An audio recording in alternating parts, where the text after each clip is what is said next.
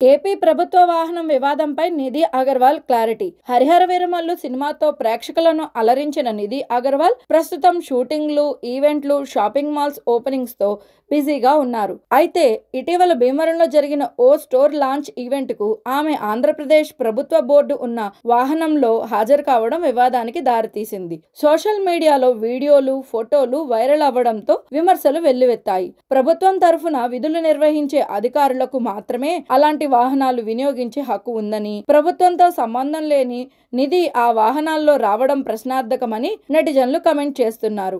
ఈ వివాదంపై నిధి అగర్వాల్ ఎక్స్ లో స్పష్టత ఇచ్చారు. భీమవరంలోని ఈ ఈవెంట్ కోసం నిర్వాహకులు రవాణా సౌకర్యం ఏర్పాటు చేశారు. అది ఏపీ ప్రభుత్వానికి చెందిన వాహనం. ఈ వాహనాన్ని ఎంచుకోవడంలో నాకు ఎలాంటి పాత్ర లేదు. ప్రభుత్వ అధికారులు నా కోసం ప్రత్యేకంగా వాహనం పంపారని చెప్పడం పూర్తిగా తప్పుడు ప్రచారం. ఈ విషయంలో నాకు ఎలాంటి సంబంధం లేదు అని పేర్కొన్నారు. పవన్ కళ్యాణ్ డిప్యూటీ సీఎం కావడం వల్లే గవర్నమెంట్ వెహికల్ ఏర్పాటు చేశారని వచ్చిన ఆరోపణలను కూడా నిధి ఖండించారు. అభిమానుల ప్రేమ, సహకారం పట్ల కృతజ్ఞతలు తెలిపిన ఆమె తప్పుడు ప్రచారాన్ని ఆపాలని విజ్ఞప్తి చేశారు. ప్రస్తుతం నిధి అగర్వాల్ ప్రభాస్ హీరోగా, మారుతి దర్శకత్వంలో తెరకెక్కుతున్న ది రాజా సాహెబ్ లో కథానాయికగా నటిస్తున్నారు.